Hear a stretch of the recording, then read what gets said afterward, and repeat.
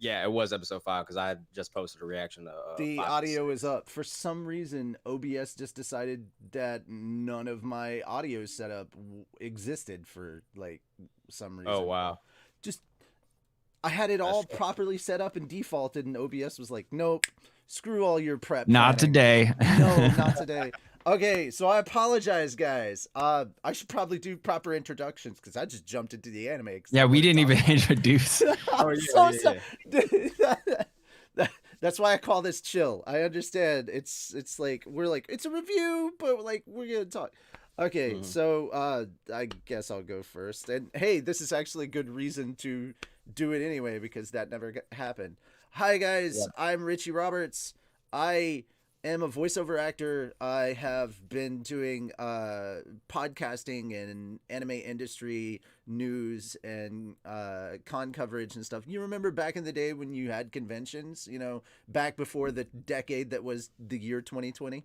But those are my credentials on that. And currently, right now, I'm kind of a work at home loser that makes anime parodies for a living. So currently, I'm doing Log Horizon Abridged, which, holy crap, we just finished the script for that and it's 30 pages. I'm the writer and I'm the director for that episode. To put it into context for so that you understand, a 15-page script was the longest I had written at this point, and that became a 20-minute abridged episode. So when I realized that this was going past 20 pages, I was like, yeah, we're cutting it in half. Abridged. Yeah, abridged. Well, all right. The reason why it's abridged is we're covering half of season 2 of Log Horizon. So Damn. all in one episode, we're covering half of season 2, and the second half is telling our own story. And I can go ahead and say this and put you on the spot, Joe. You're in part 2 of episode 12. I put you in there.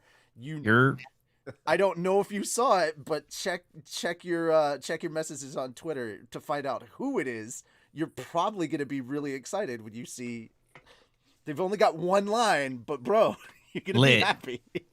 lit, dude. The one-liner. Drop mic. Believe it or not, our Log Horizon Abridged actually connects into our other series. That time I got abridged as a slime. So if you're a fan of Tensora, Rimuru, all that stuff, yeah, that's us. We're silly, we're stupid, we love it, and we actually turned our Dire Wolves / Tempest Wolves into kind of like an a cappella group. Don't ask me why. Look, the first time you see, I feel like that's very Wolves, like Gabidoo. Yeah. Like that's something he might do. Like we've probably in like a just to get it out of the way for the people that are like really happy about the small details. We're already going to be making Kazuma jokes in the next episode that comes out for Gabiru. So yeah, we've gotten as far as the one of those 15-minute like episodes, the almost 20-minute episodes that was taking the entire war with the Orc Lords and the Tempest Federation, that whole thing that happened, that fight. And yeah, guys, he's a big blue slime. Of course, we were going to make Kirby references. You knew it was going to happen. All right. I have gone on enough about that. Oh, this channel's anime and stuff. It's where we talk about anime and stuff. Yeah, I should promo better for my own. No. I mean, it's in the title. I swear to God, I was professional at one point in time. I don't know what happened. It's all good. Joe, would you like to go and then we'll get reanimated at the yeah. Yeah, Joe. I go by Joe. Yeah. I'm probably gonna change my YouTube channel name at some point in time. I do not like the new names. JoJo Anime. Ugh, dude. I didn't think about it. Like when I was a kid, I used to be called JoJo, and like everybody called me JoJo, and then there were too many damn Joes in the neighborhood, and so long story short, I stopped being JoJo and whatever. And I didn't think about it when I changed the name of this channel, because like I'm literally a JoJo. Like I literally am. Like my name, there is a Joe in the name, and two Joes. And so I didn't think about it after I made it. Then I remembered, oh yeah, JoJo's. Like that's like a real anime. Good choice. Cause now I'm probably gonna change it sometime. But anyways, yeah, do anime reactions and also solo leveling reactions. Probably not gonna do any manga chapter reactions anymore because Shueisha doesn't like people at all. So yeah. And I think that's pretty much it. I would say if you could go the other route, just lean into it. I found some epic Giovanni themes that that could serve as a great intro if you wanted them, man. Like there's even like they did a medieval of Giorno's theme. It was freaking what? Yeah, it was crazy. Okay. Iconic, man. Yeah. Oh yeah. Nice. Well, okay. So I guess I'm up, right? Yeah, that's you. All right, so I am Sherman. I'm with Reanimated pretty much. We are a reaction group. That's pretty much it. We do reactions to anime, not all the mainstream stuff. I try to touch on a lot of things that kind of go under the radar. So like the Wonder Egg priorities, some of the smaller series that people might not have seen, like Shimoneta. You know what I'm saying? We did prison school reactions, and we kind of had a little spike of reactors kind of doing that as well afterwards. So that was pretty cool to see. Just how dynamic the, I guess, reaction community is, like once one thing blows, everybody else kind of follows that. So, that's pretty much it. I mean, I don't really have much to add to that. Aside from like what Joe said, with Shueisha, we have fallen victim to Shueisha and one of their copyright strike things before. Because we actually lost our channel initially, and then we ended up getting it back because of, I guess, just persistent lucky termination. Yeah, and luck. Yeah, you're lucky. Again, luck was definitely in there too. I know that as an abridger, I know that feel too. Thank you very much, both Toei and freaking Bandai Namco. Like we love you how YouTube fails to uphold its own copyright system when it comes to parody and fair use. I'm not bitter at all. Listen, man, my biggest issue with the fair use thing and the copyright thing is, I mean, mainly YouTube system, because their system is in place to where a claimant can put out a strike without contacting the person that put the video up. Like if YouTube just simply said, okay, we will allow the claimant to initiate a strike process, and they give the offender X amount of days to rectify the issue. And if they don't, then a strike will be levied against them. Should be how it is. I need to have a conversation with you guys about this, because I've been, one of the things that I want to do is get like a bunch of reactors and reviewers and such together to discuss copyright with each other in order to help each other out with copyright. But if we start going down this rabbit hole, that'll become the whole conversation for this hour, because that's facts. Because we've all been there. Yep, very true. And I want to get back into Jobless. Okay, so really quickly, for those that don't know, I have the 9 volumes that are currently out and available in physical media, in paperback, and I did read volume 10 light novel on my Kindle on my cell phone. We will not be covering that, so if you're an anime only, it's okay to be here. It's safe. The only thing I will offer some context on some small things, and I want to go over this again once more just so the audience hears it. Just case in point, I may show like a map or something to give you guys context as to, where they were when he was tutoring Eris versus where they ended up in the Demon Continent, which, as you can see by how my hands are, they're two opposite sides of the map. And then the whole montage at the end during the credits, that just feels like maybe it was like a couple of days or something that they just kind of montage through. No, that was an entire year. There is going to be some context that I think I will comment a little bit on how, certain things happen in the light novel, but there's also plenty of things in the anime that I think vastly were superior to, the light novel, because the light novel, yes, you're limited by your imagination. And if you're a very, very creative person, you can imagine some really cool stuff, but you're limited by words on a page. Whereas, when you get to actually see these things pop up in the anime, it's pretty daunting. It's pretty staggering. It's oh my God, unbelievable at times. It's like, oh my God, that's what that place looks like. Oh my God, this is what the music for the Demon Continent sounds like, because you don't have that stuff in your head when you're reading. But that having been said, the light novels are so good that you're just kind of invested when you're reading them. So you're pulled into that story, and I think that's a good thing.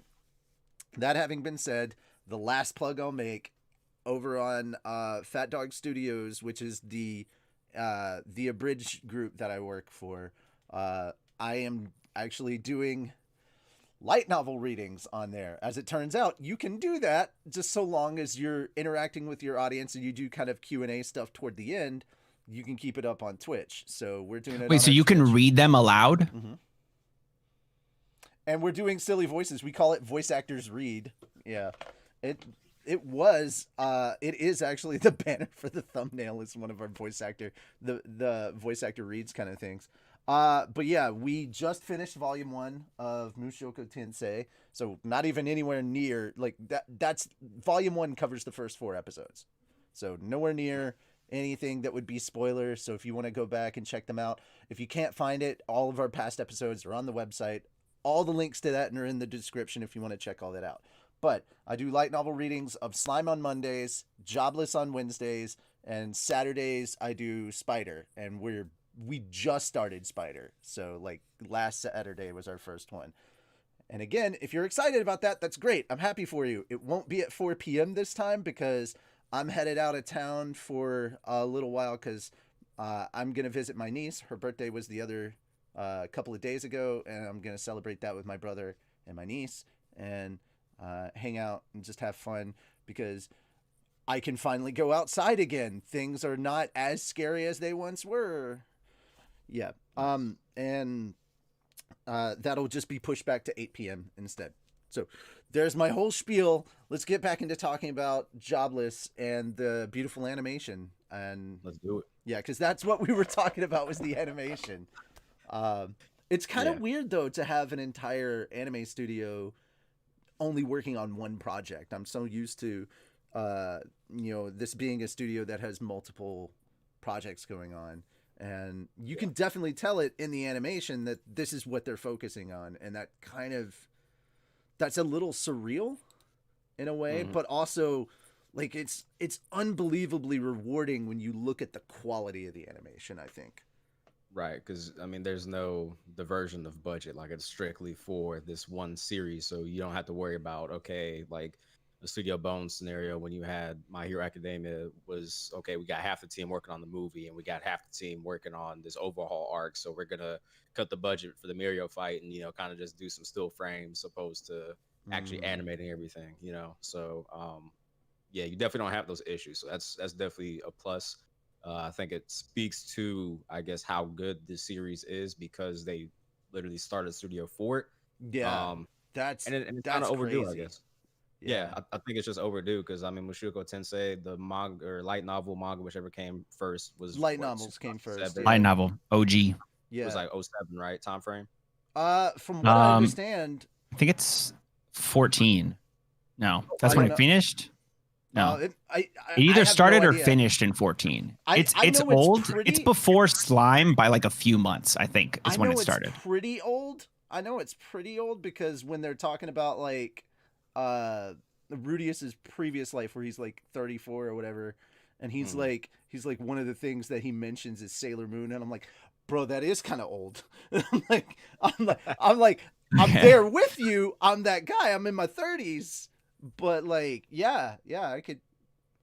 Okay, 2014, January 23rd, 2014 is when the light novels. That's when. I think Slime was like just a few months after is when it started. So yeah, because this started off as a web novel, kind of like a lot of them did. Like it showed up in the same space as like the Sword Arts and the Overlords and the Slime and everything. Yeah. And this is called the Godfather of Isekai, and there were a lot of Isekai that could not knock it out of first place. Sword Art couldn't do it. Overlord couldn't do it. Like a lot of people's favorite shows could not knock this one out of first. And then I find it ironic as hell that the one that finally did it was Slime. And I'm like, oh, okay, cool. Yeah. I mean, Slime, rightfully so though. Slime is like that. I really enjoy Slime. Like I do too. That's pretty hype. That's actually how I discovered you guys. I didn't want to run off on a tangent. I came across both of y'all because I was looking for Slime reactions. Because I was like, oh, this episode was really good. I wondered what other people thought. Was it season 2 one? No, I actually caught you in season 1. I caught Joe in season 2. So okay, I came across Joe a little bit later. I caught you guys early on.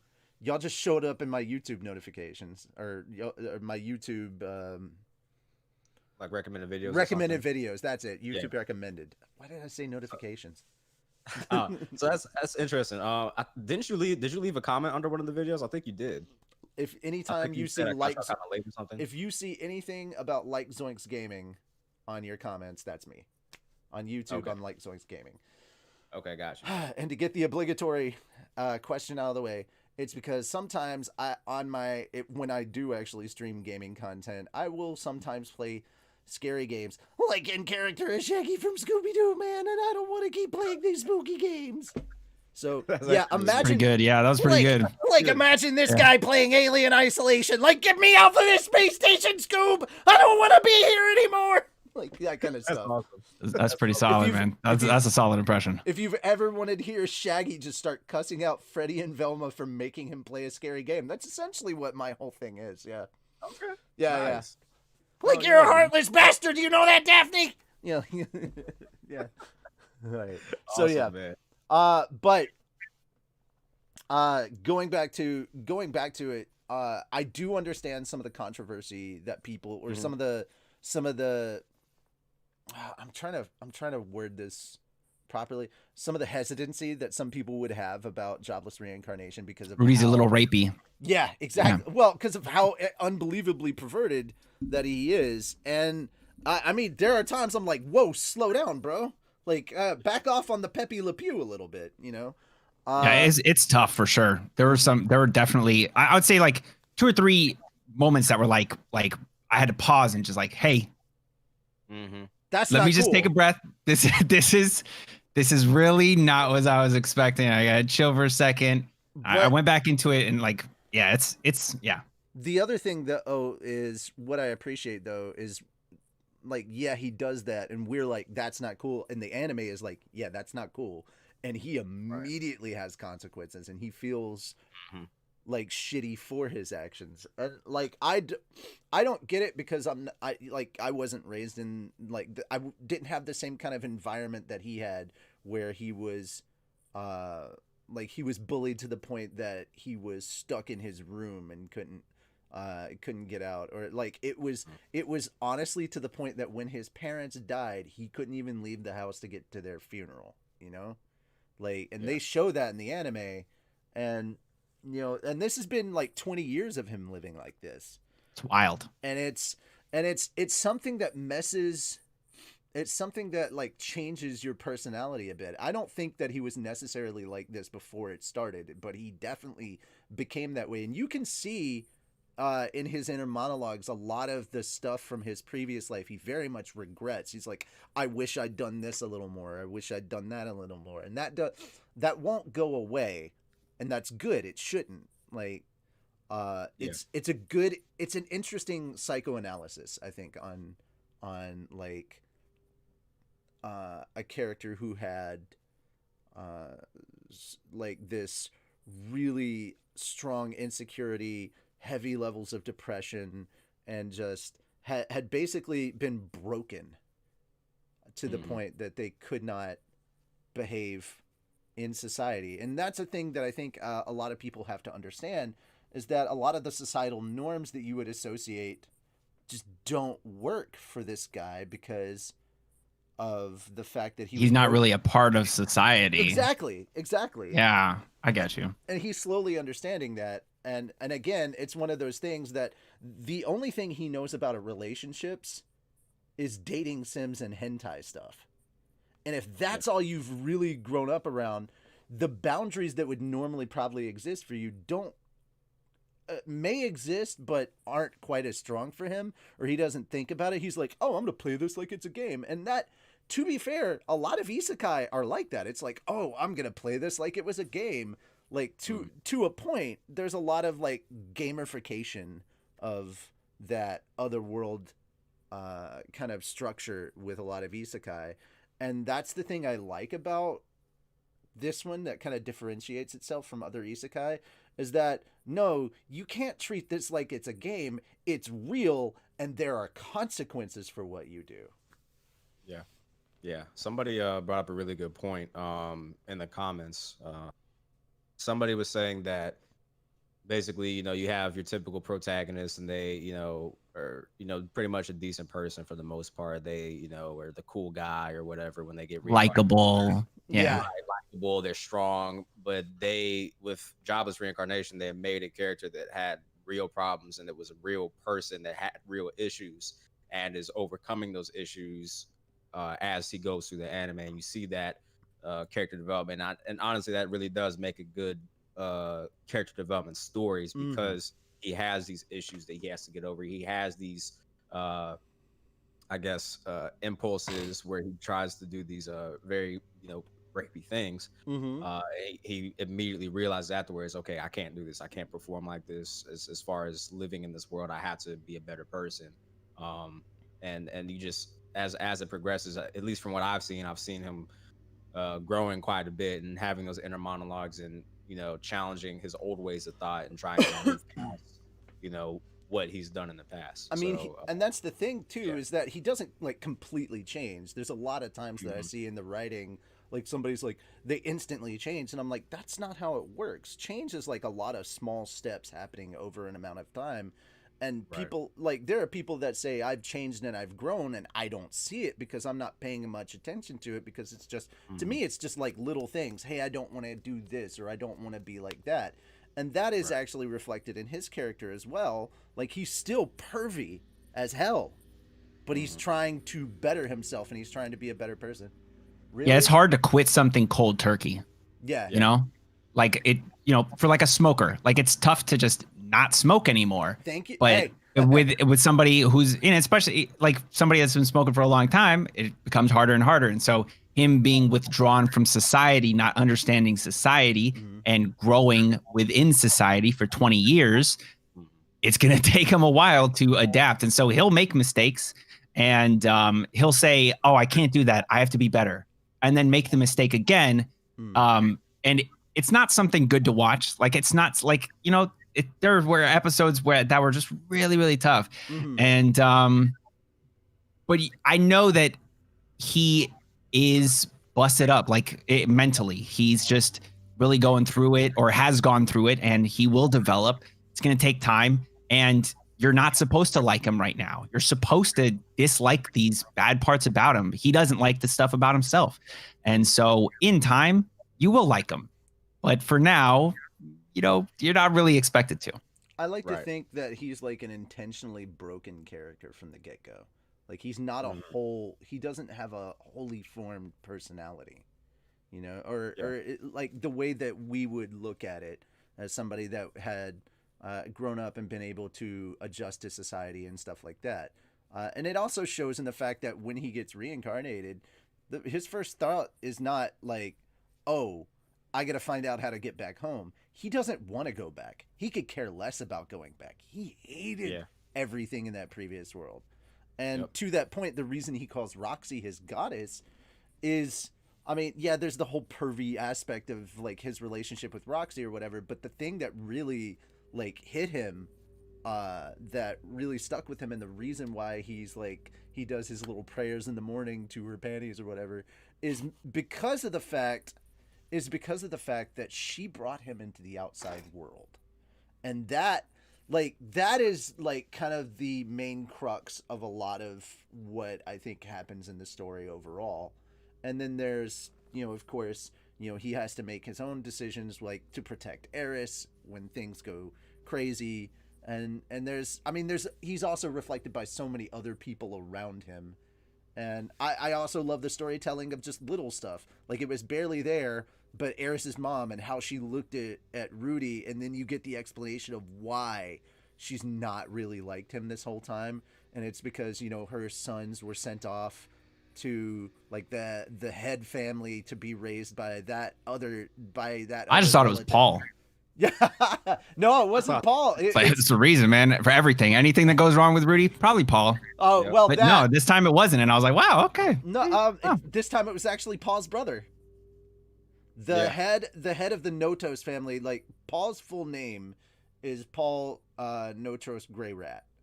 And Paul's brother is the one that is overseeing them, blah, blah, blah. And it's crazy that is the family dynamic there. And you really, like, I love just the 180. I love the 180 of her mother when Rudy starts like his little sob fest. He's like, I thought my folks would be here. And then she just immediately, she's like, I will adopt you. No, better yet, Eris, marry this boy. And I'm like, God, holy what? Yeah, that took me off guard for sure. Yeah. I was like really caught off guard by that one. It was like super abrupt. I was like, oh, okay, that's what we're doing. Okay. But what were some really standout moments of this show that kind of either separated it from other shows that you guys had watched before, or were some things that separated from other isekai, if you just want to stick with the genre? Yeah, so for me, definitely the things that stuck out were obviously the, really like cringe moments where it's like, what the hell's going on here? I mean, obviously we've seen it in the anime.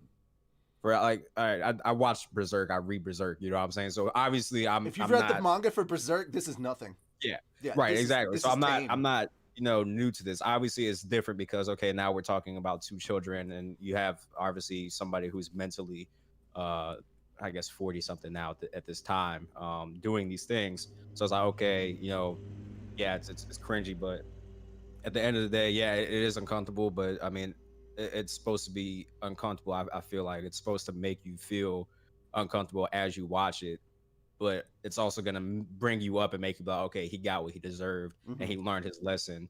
Or I think he learned his lesson after doing it. So that definitely stuck out. A big moment that stuck out for me was in episode 11, I want to say, when the horse guy was, saying, all right, I'm about to, if y'all don't and he was like, all right, he's like, I don't want to do this. I want to be a good person. Killing is bad, but if he's gonna mess up everything and ruin everything, I have to kill this guy. Especially and then, after that whole thing with like the kids, the village toughs or whatever, and having that whole moment, like Rudy coming to that realization of like, hey, my action and inaction have consequences, and death is real, and like him having to come to terms with like people die in this show right in front of this kid who's never seen death before, like never up close. If anything, it was just like, gaming death or whatever, which is which you get desensitized to, but like actual like death in front of him, that's not something that you can easily overcome, even if you're like secretly 40 something mentally. That still breaks you down. And then for him to come to grips with that at the end, I will say, with that particular portion of the anime, I wish it had been I wish we could have extended it more, because I do want to differentiate a little bit between the light novel and the anime here. They were in that city for well over a month, maybe 2 months, and this was like there was a lot more to what was going on with the horse guy, and I liked it a little bit more, because what happened is the fly girl and the lizard guy, Rudy was getting confronted by the horse dude, and he goes, okay. And Rudy had this plan that almost completely worked, where he basically had them dissolve their old party and join Dead End. And because the horse guy ran around to all the jobs that they had, the F rank jobs that they did, and because they talked about Dead End at the end, everybody, it was hard for the horse guy to absolutely prove it was them. And then he met the kids, and the kids were like, thank you for saving us. And he's like, aha, I got you. And that's when everything picks up right there in the anime. So they almost got away with it if it wasn't for those meddling kids.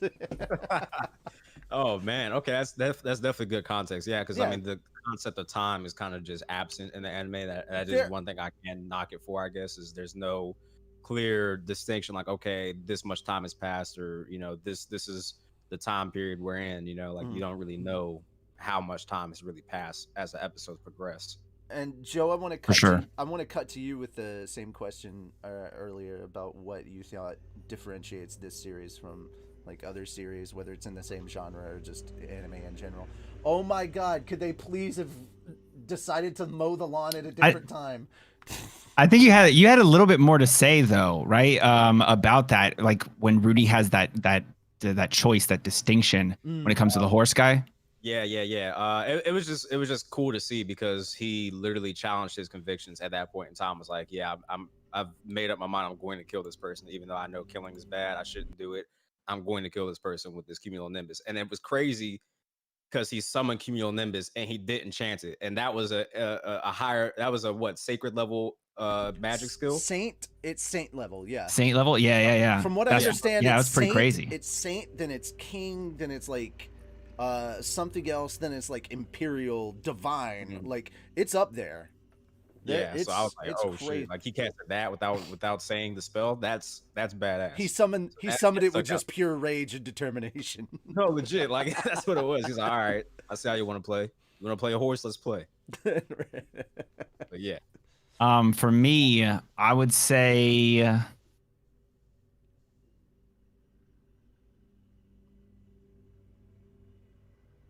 I don't know. I just really, I don't know if there's like moments that really like just stood out to me. I would say sort of the same things that you said, like especially like the really cringe moments that were like hard to watch, but I understood that because of them, there was a lot of development that would occur. Those stand out, and of course, any of the animation, like the whole fight that I don't know if it was the last episode. I'm pretty sure, but that fight with Rudy and everybody versus the snakes and everything, dude, that was so crazy. Some of the best, and like it's crazy to think that such a small studio could make some of the best animation I've ever seen. Like I know it wasn't as clean, clear cut as like Demon Slayer or something, but it was beautiful. So I think that the fights and any of the magic animation absolutely stands out. And I think that, yeah, just man, the animation just is one of the things that is so surprisingly great for a series that, especially like the world building of the series, like you get to, I think that it's not like a moment that stands out. It's like just the fact that they took the time to say like, there's an economy, there's these books, this is the way the magic works, and so much like about that, you know, the gray rats, humans, demons, all this other stuff, and how well it's done is just crazy because it just poops on all these other isekai. I wanna apologize on that. I didn't mean that you had to pick a moment. It was just something that stood out to you in general. For sure. It didn't necessarily have to be a moment. There was one more thing that stood out to me for sure. Oh, go for it. And I'll make it quick. It was Demon God. That language is completely made up. Oh yeah. That's cool that they took the time to make a language. Yeah, this just is another thing. All right, no spoiler again, but I will say that that's not the only one that he learned. You have Demon God, and in the next half, he's going to be speaking Beast God at some point. Beast God, yep. So that I can't wait to see the more made up languages that they have. That's gonna be really dope. So. I'm no talking about what's gonna happen or why. I just was like, oh yeah, if you like Demon God, well wait for Beast God, because that's gonna be a thing that apparently happens later. And I'm like, oh, that's really dope. Nice. And I mean, that's the cool thing is you're gonna find out some more stuff about other people. Like you're gonna, of course, if you find anything about Beast God, you're gonna learn a little bit more about Ghislaine. I am a little bummed that they did not, even as like a small bit, talk about where Ghislaine was or what happened to her, because they do in the light novel, but I can understand if maybe they're like, oh, we're saving that for the second half. Like that, I can understand that. That's some cool stuff. But one of the things that I think really stood out to me about the character of Rudy, and I know some people aren't going to like this comparison, but he felt in a way a little bit kind of like Spider-Man. Like he was more relatable to me. Spider-Man's for me, a much more relatable hero than a lot of the other superheroes out there. Yeah, 100%. And Rudy's more relatable to me as an isekai protagonist than most isekai protagonists out there.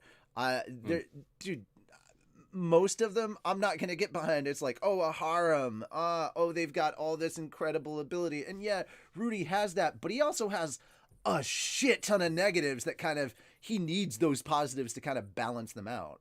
Like he is a damaged person, and so he's got, you know, this, he's got to have certain things like to give him a little bit of advantage, and his big advantage is, as he points out himself, he's got these memories and this experience from his previous life, but also because he had that from kind of stage one of his life, he realized, hey, As a kid, I learned more. My brain absorbs information more than it did when I was like 30 or 40, whenever it was.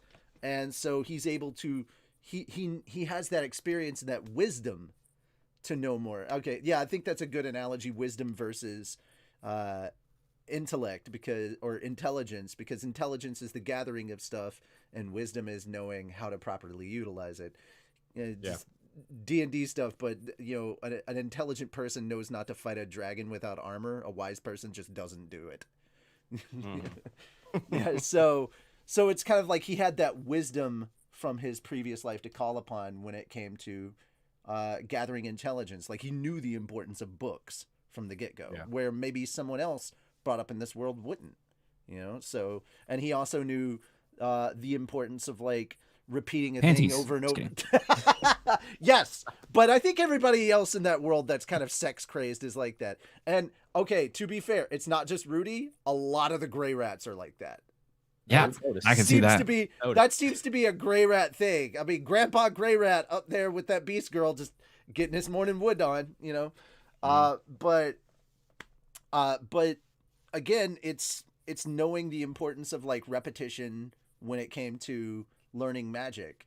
And he was like, oh, let me test all these things out. Okay, these things I can do. And he just kept repeating and repeating and repeating. And that's how he slowly progressed. And that's another thing that I really liked about this is like very different from a lot of other isekai protagonists.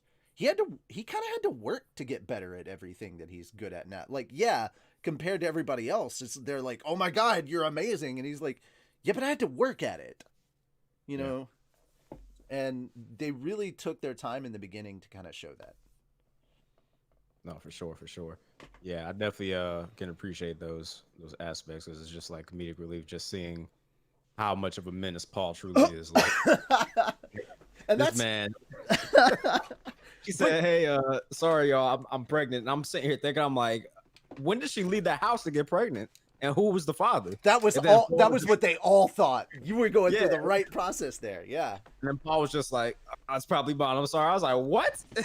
I was like, "Hey, but right with Rudy, I have to give him props. He just outright said it. He didn't come up with excuses. He admitted it right up front. And you know what? That probably saved him. That probably saved him. I will say I like this scene. There was a small part of that was omitted. After the whole situation had been resolved, Rudy followed Zenith back and actually explained to her as she went back to her room, and he knocked on the door and she opened it up and he apologized. He said, "I made that thing up." And she's like, "I know, sweetie." And the reason, and it was kind of interesting because at the end of volume 1, there is a special side story, and it's literally Zenith's point of view from that whole thing. And like she was sitting there saying that Rudy seems so different. She didn't know if Rudy actually cared about his family. And in that moment, the thing that convinced her was seeing Rudy and knowing that it would have broken his heart if his family had been separated. And that's why she made the decision she did. It was because she saw that familial love in Rudy. And I'm like, good. Where was that in the anime? I want that. Yeah, but I mean, I get they can't put everything into the anime, but that's the kind of like storytelling that's just in this in general. And as a storyteller myself, I've really enjoyed this. Okay. My bad, I don't mean to cut you off. I'm definitely curious about how the process is done. Like, what goes on like behind the scenes in animation? Like, do they sit down with the author and say, okay, based on what we have here for content, we can fit this much in an episode. What do you want to omit? Like, is that how it works, or is it just studio based? I think specifically for this series, this is what I heard, that the author, the reason why it took until 2021 to get Mushoku Tensei is because the author was like, no, I'm not doing this whole like you can make a season and see how it turns out. I'm only gonna do an anime if we like are guaranteed to have the whole thing animated. Like that's like I call the shots, and I think that that's a big part of it. So I think that the author does have like a lot of say in what goes on to this series specifically, but I don't think every series has that for sure. That's you can see adaptations that are not faithful, and then you see other adaptations which are very faithful. Yeah, It's like comparing the original Full Metal Alchemist to something like an Assassination Classroom, because the original Full Metal Alchemist, after a certain point, completely deviates from what the manga was, and that's why you get something like Brotherhood, which is a very, very on point faithful adaptation, whereas you get something like Assassination Classroom, which is pretty much faithful to the manga the entire way through. There's no deviation there, basically. Mm-hmm. I mean, there's like some things are sped up and like small minor things might get skipped over because there's the main plot to focus on. But overall, yeah. Jobless. And again, this was an extra side chapter at the very end of the book where you get things from her perspective. And that's the other thing that I kind of wish we had in the anime versus what we got in the light novel. There was a lot of perspective shifting. In certain places in the light novel where you got like Paul's perspective on something, but you're kind of seeing their perspective at points too. Like Paul is literally sitting there thinking to himself, what the hell am I teaching my 6-year-old kid, when he's talking to him about like chasing skirts and stuff. And I'm like, oh, good. So you do have a conscience, because we were suddenly worried for a moment. Right. He's just having this lewd conversation with this like 6-year-old kid. And he's like, wait, yeah, why should you be this lewd at 6? Like, right. But again, I gotta agree with Paul. It's kind of it depends on. I'm sorry. I gotta agree with Joe. It does depend on the studio, I guess, and what they're working with. I have seen. All right, again, and I'm gonna forever plug this. I know you can barely see it in the back corner, but there is this series called Bakuman, and it's done by the same 2 authors that did Death Note, and it took place after Death Note, and it's literally about 2 junior high school kids making a manga for Shonen Jump back in the. It's got an anime. I didn't even know. It's got an 3 anime, seasons of it. 3 seasons, 75 episodes, 1 live action movie. The live action movie is done by the same. Actually got 2 of the same 2 guys that were in the Kenshin movies. So Rurouni Kenshin and Sojiro. So they're both the 2 leads in this, and it's pretty dope. That having been said, it's probably my favorite series, and you'd be surprised that it's written by the 2 guys that did Death Note, because it's not horribly dark. The story overall is really, really cool, but some of the manga ideas that they come up with, holy crap, that's some dark stuff. I like it. So you can kind of see that, and in the end, they do end up making a series that it's not Death Note, but it's definitely got a light and an L kind of protagonist antagonist kind of setup. Nice in it cat at one and mouse point. thing going on. Yeah, it's not Death Note, but it's Death Note. It's Death Note. All right. Okay. So yeah, minor changes, but it's still pretty cool. It's pretty cool to see. And actually, some of the editors that they talk about in Shonen Jump in that series are actually editors in real life. Like one of the guys that took over in the book for was the vice editor, became the lead editor, and now he's the guy that runs Shonen Jump America. Like he does the online Shonen Jump here in the US. That's cool. His profile pic on Twitter is his actual like drawn character from Bakuman. It's pretty dope. Sorry, I could go on and on about my favorite series. Tangents, of all time. man. Yeah, I feel that. Yeah. But okay, I wanted to get to. There's 2 more topics I wanted to cover before we have to end the show. Number 1, I want to go ahead and get this one out of the way and let you guys just have your chance to kind of predict or whatever. What are your expectations for the second half? And I want to go ahead and clarify this because there was some confusion. I know they said season 2. It's not season 2. It's technically the second half of season 1. Okay. Yeah. Yeah, it confused a lot of people, especially a lot of us who were like, wait a minute, no, that's not what you said before. And then, yeah. Did you get this in your reaction comments? Like, you find out the first person comes in, they're like, hey, by the way, it's not season 2, it's season 1 part 2. And you're like, oh, okay, thanks for letting me know. And then literally half the comments from there, same thing. It's like, bro, I know, trust me, bro. I heard it. I know.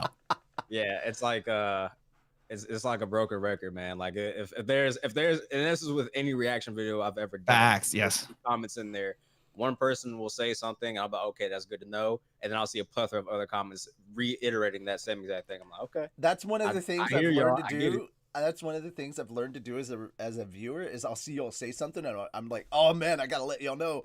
But hold up, and then I scroll down to make sure other people haven't already said it because I don't want to double up on the same effing thing. That's why you don't see Right. me comment a lot is because somebody's already said it, and I'm like, why the hell do I need to put a megaphone to something somebody's already said that you've probably already seen? Right. Just I appreciate that. Yeah, exactly. It's like having 1,000 people in an amphitheater shout the same thing to you, just one after another. It's not all at once. It's like one person, and I'm like, bro, I've been there. Like But the biggest comment I got when we were working on Log Horizon, as soon as they announced season 3, was like, when are y'all gonna abridge season 3? And we're like, dude, can we get to season 2 yet? Like. Or maybe just think of the fact that maybe we already knew how we were going to end our story and season 3 didn't factor into it because we didn't think it was going to happen. 2021 definitely seems to be the year of miracles from the amount of like season 2 content that we never thought we were going to get. So I'm just waiting for them to announce No Game No Life season 2. That's what I'm looking for now. I'd be down. Point. Yeah. I mean, I'm waiting for Prison School season 2 to this day. I mean, bro, we never thought we were gonna get Devil as a Part-Timer season 2, and somehow. Oh yeah, no, that was a surprise one too. Yeah. Whoa. All right. But yeah, what are some of your predictions or things that you're looking forward to, or you hope you will see in the next arc or half a season? Okay, you can go ahead and take this one, Joe. Yeah, so we already know sort of that like Rudy's headed to the one city that also Roxy's headed to. So I assume that it's going to start off with their meetup, or actually we don't technically know, but sort of know because it's implied at least. So I think that's finally going to be a meetup, and I don't think we know really what's going on with his family. That's still something that hasn't been really touched on since the teleportation. His mother, the maid's daughter are all missing. The only people that we know about we saw Paul and stuff. Yeah. Paul and his fully biological sister, not his half sister. So Norn, who is his full sister, the maid and his half sister are missing, and his mom is missing. Yeah. Yeah, and Ghislaine as well, but that obviously. And Ghislaine. But here's the thing: she's family. That also, she is. No, she's earned it by now. Let's be honest. He touched her butt. That's how family works. Yeah, he did. Yeah. Good detail of muscle on that, by the way. Somebody studied their biology. Holy crap, dude. I love when he knocked. That's probably one of the moments I loved. He knocked on it and it's literally wood. And I was like, holy shit, dude. That was pretty hilarious. All I heard in my head was a workout.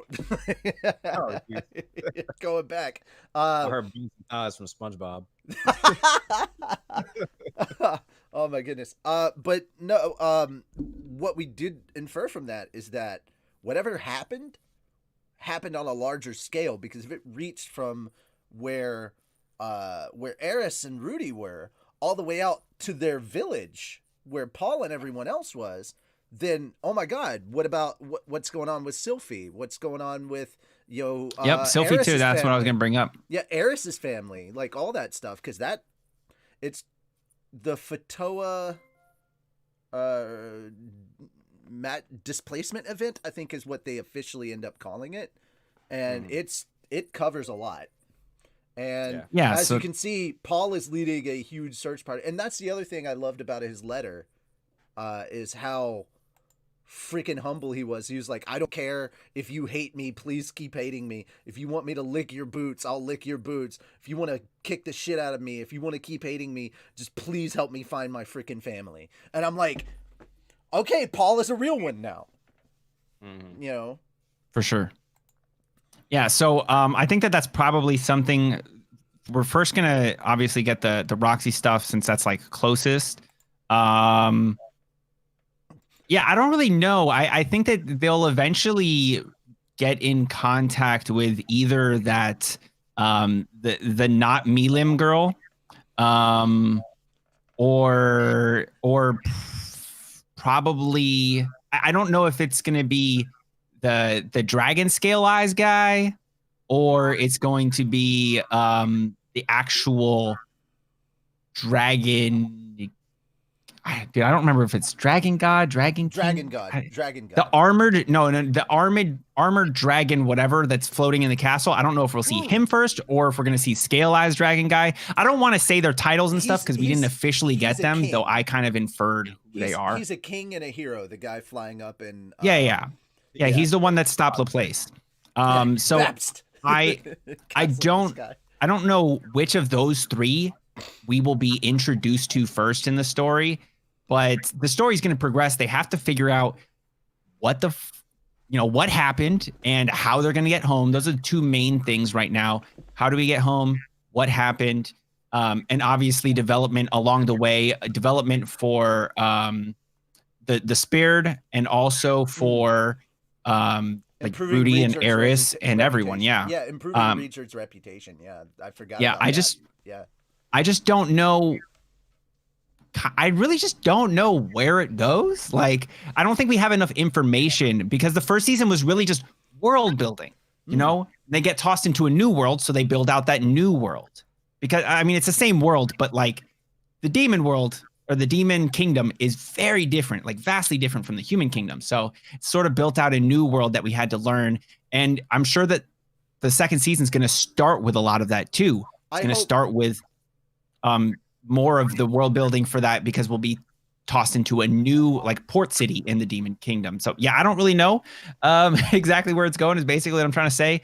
I have high hopes because the fact that we don't know is really cool. I love it when there's a big event like this and we don't know why it happened, how it happened, who did it, any of that stuff. And that's awesome to me. And I think it's a good thing to not be like, well, this, and this have to happen. It's kind of like, I don't know what's going to go on. And that's actually kind of cool and refreshing for a lot of stuff, you know? Absolutely. So as far as predictions go for me, I definitely predict, like you said, they're going to, obviously link back up with Roxy. I can definitely see that happening. It was interesting seeing Roxy, I guess, team up with, I'm assuming it to be Paul and Zen, this previous group. I just kind of put two and two together. I'm assuming that's who they are. They did kind of like allude to that before. So, Ghislaine sort of like showed they showed like the 6 or 7 people when Ghislaine was doing her little spiel about it. The elf chick and the dwarf guy, they did say, they were talking about Zenith, they were talking about Paul. They are former members of their group. Yeah. So you've met 5 of them. You've met 5 of the members because you've met Paul, you met Zenith, you met Ghislaine, and now the elf is named Alinalise. I don't know if I want to know their names. I don't remember the name. I'm cool not knowing their names. I try to just avoid everything. I don't even know if I'm pronouncing it right. So there you have it. I think the elf chick mentioned.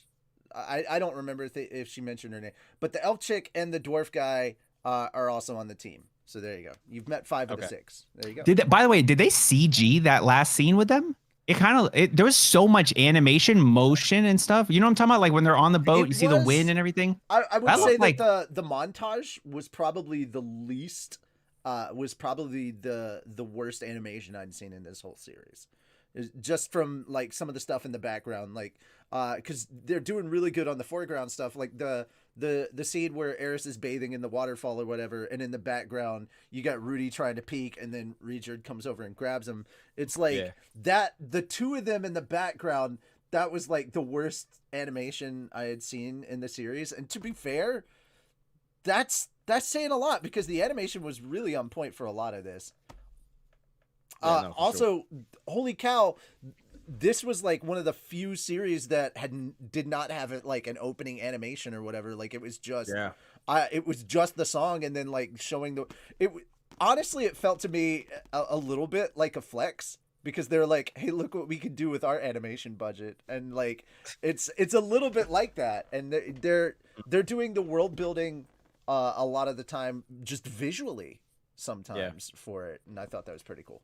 For that I'll definitely that didn't impress me because I've watched ReZero, and ReZero will give you a whole 29-minute episode with no OP and no ED, and it's just like, oh shit, this is just straight content. Like I have issues with ReZero, which is why I don't watch it. Like what? oh yeah, Oh, I definitely do not have issues with it. Here's the thing. All right, I'm just gonna state it like this. I think that ReZero is a pretty good isekai. I fucking hate Subaru. I cannot stand Subaru. How far did you get in anime? Let me ask that. I've watched all of season 1 and I still couldn't like I hated Subaru. So season 2 will definitely change your opinion. Yeah, season 2 is much better for Subaru than the first season. It's like here's my big reason why I didn't like Subaru. He doesn't learn. He is the slowest to learn at everything. And I get like having a certain level of intelligence, but dude, how can you be this stupid to not learn from death? I mean, he did learn though, because like obviously, he ended up, he's like, okay, I died because of my pride, so let me solve my pride. Let me go talk to these people. Let me get them all grouped up together. Let's go fight the great whale. We went and killed the white whale, and then now you're seeing him start to learn. I think maybe it's because of how long it took. Like he does eventually get there. He does eventually get there, but it takes freaking forever, and I just got tired of it. I think maybe that might have been the problem. Okay, I was looking for that. Yeah, no, ReZero is crack for me. But back to Jobless Reincarnation though. I definitely predict, obviously them going to the continent and or not going to the continent, but linking up with Roxy on the continent. If it's another continent, I don't know. I don't know how the structure is for the map. I'm actually going to solve a little bit of that confusion in a moment. Okay, got you. So yeah, so I see that happening. I see. I feel like we're going to see a lot more of Paul, because I feel like now Paul's going to be in a position where he has to fight, and I feel like they're going to show us, Paul and using the full extent of his abilities. So I think that's going to be dope to see. Yeah, I mean, I really don't know where else it's going. Like, I don't know. I can't really predict what's going to happen. There's just so much in the air right now. I'm not 100% sure. Exactly. Yeah. They just introduced the elements, but didn't really give us anything to even remotely go on, aside from the fact that the servant of the armored dragon king came down and was like, hey man, you're the one doing this, and then Rudy's like, no, it's not me, and that's literally all that we got. And so I mean, also it's big enough to draw the attention of the armored dragon king, but beyond that, we just don't know. You don't know how far reaching or what consequences could have possibly happened from it. Yeah. All you know is that it's got to be important, because they showed these short glimpses of these people talking about it, and you're like, okay, if they're showing them, they have to be important, because they had that dragon scale guy that took a fire breath straight from a full-on dragon and was like, bitch, be gone. And then and then he's commenting about it. You've got some tiny little demon lolly thing that's calling herself somebody important or whatever, and she's like, oh my god, what is that? Haha, there's a lot of magic around there. So the fact that she's able to just look at it and see that there's a lot of magic, she's got to be special. And then of course they get to that king who sends a servant down, so you're like, okay, these are special people, they've got to be important, and they're talking about this like it's important. So even if you don't know who they are, which we didn't know at the time, and we still, you guys still don't, and I'm not going to say anything, but the fact that they're commenting on it with such gravity kind of gives weight to how big of a deal this is. This isn't something that just happens typically. Yeah. And the fact that they were all kind of very cautious about it was oh, okay. All right. The last thing I wanted to do, and I am going to, I'm going to try and show this to you guys. This is the map. This is the map of the world. This was at the end of Volume 3. And so you understand, Volume 3 actually covers from when they first appear in the Demon Continent to the end. And I wanted to clarify a couple of things. So I'm going to try to put this on the stream. I wanted to show you guys. Yeah, these are the different continents. They say worlds because the way roughly, I don't remember it, but this was explained. It was one of the things that kind of got skipped over in the Demon Continent arc, which we saw. But the way that I understand it, there were 6 worlds. They went to war with each other, and the worlds ended up broken, and they had to form into different continents in order to keep this one world kind of whole, or something like that. I'm not 100% on this, but essentially, they used to be different worlds, and now they're not, or something, or at least they were like different realms that are now all locked in this one world after a giant war between the different factions or something like that. Again, I'm not doing the proper storytelling justice, and that's partially from not remembering everything, and also like I don't want to give spoilers in case I happen to remember something and get it right. So I'm being vague as hell. Basically, my shit memory is helping me be vague as hell and avoid spoilers. So, yay! I gotta go into pictures real quick. I want to make sure I can show this up on the screen on the stream as well. So that means, great. I didn't save it, and I needed to. Well, that was dumb of me. Okay, let me just save the picture first. Idiot. Me. Okay. I just copied it and sent it to you guys instead of saving it like I would normally do. Yeah, silly me. Okay. It happens, man.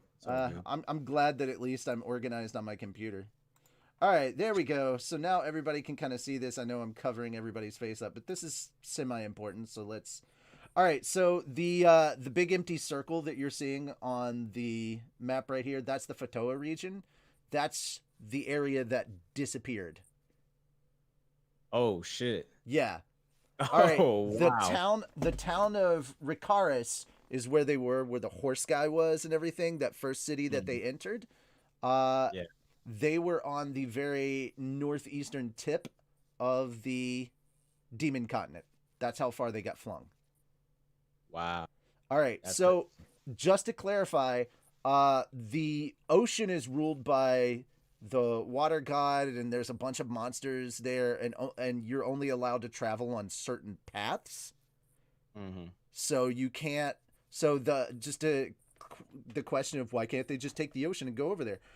It's way too dangerous. Same thing with the Heaven continent. The chances of survival are like 10 to 12%, and this was all stuff that was covered that kind of got skipped over in this particular part of the anime. So it's not like spoiler stuff for the future. This is just stuff that they probably didn't have the time to get into in the anime.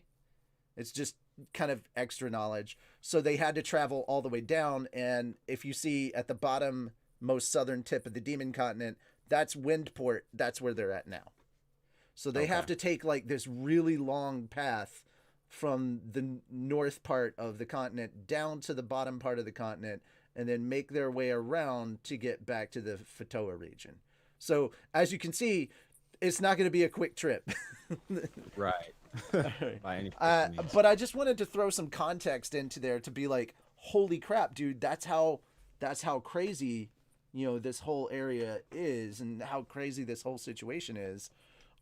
Because this is information that they know and that they don't, talk about. And like Regjerd knows, Eris kind of knows the basic layout of the world, and the same with Rudy, and they don't really talk about it because it's one of those kind of common knowledge things. It's like yeah, we know we know the Earth revolves around the sun, and there's like we know there's like 8 planets now. Thank you very much for killing Pluto.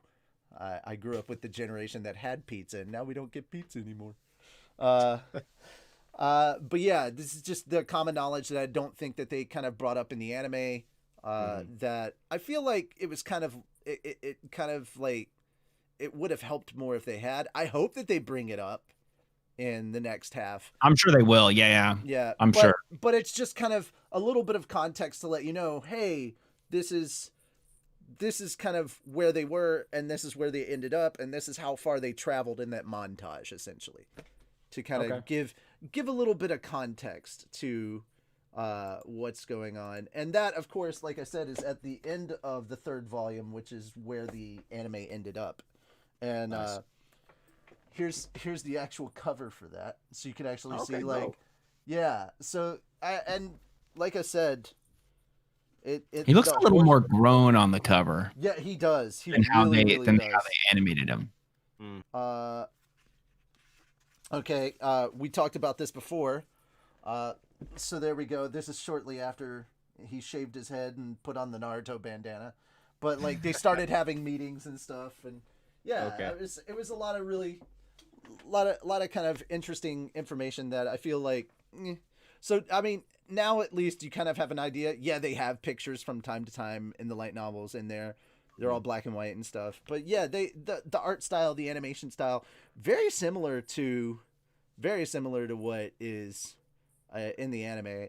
And again, I'm not going to The confirm. manga is also, it's very close. Yeah, it's close to how the light novel stuff draws. I'm not going to confirm or deny anything that you guys have said. I'm just going to say that if you like the first season and you thought this first season was crazy, we'll take some calming medication because it's not gonna get any less crazy.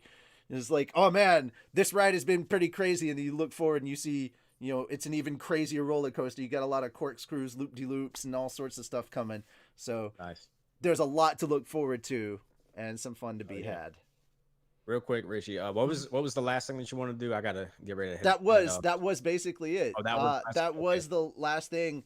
I mean, the technical last thing, if I'm being a proper host, is to let you guys plug your content and shout yourselves out, and just to say thank you guys for showing up.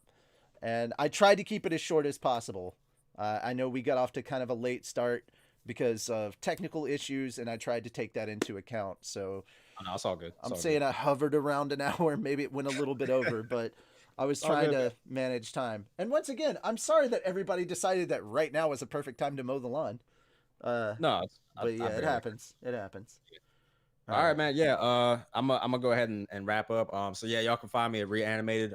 So RE:animated. So you're just searching on Google. Maybe you've seen us before, maybe you haven't. So go ahead, check that out. We got anime reactions to some of your favorite series, possibly. Throw some suggestions up there. We might get to them.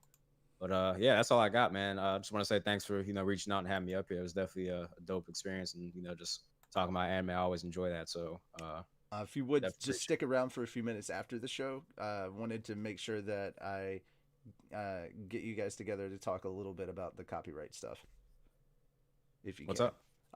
To talk a little bit about copyright afterwards, just trying to make a group of people that can help each other out with copyright. You could just message us inside of this group here, and then we could just talk about it. Yeah. Okay. Just shoot me a message. I gotta roll out now. All right. Cool. Well, thank you for coming by. Yeah. Have a good day at work. Thanks, man. I'll try. All right, man. Y'all have a good one. Appreciate it. You too, man. Bye. Take it easy. Later. Okay, so now about Spider. No, I'm kidding. Yeah, right. We'll talk about that later. I'm gonna get you back to talk about Spider later. Maybe, man. I gotta be careful don't know, with Spider, dude. It does too well for me, man. I don't know. It does too well for me. I don't know anything about Spider outside of the anime. And I want to keep it that way. Cool. Until after our review, and then I could be like, oh, reading the light novels, because all I've read of the light novels is where am I at? Oh, okay. This is as far into the light novels as I've gotten. This is volume 1. Nice, dude. I'm nowhere near it. I think I read a couple words on the first page. Oh yeah. I do want to, because I did hear what they were talking about like how she and I forget the name of the dragon that she defeated or whatever, or the dragon that killed itself at the end. Araba. Yeah, I heard that whole thing was a lot more intense. Better in the light because novel. they develop. Like, I want to read that. Yeah, they develop up to it better, is what I was told in comments and stuff. Go ahead and plug yourself, man. I know you're streaming right now. Yeah. I mean, yeah, how's just your chat doing? we all right. I was like, if you saw me like do this a lot, I was talking to the chat when I did that. I figured that was what was trying to because I didn't want to. While you're talking, I'm just sitting here.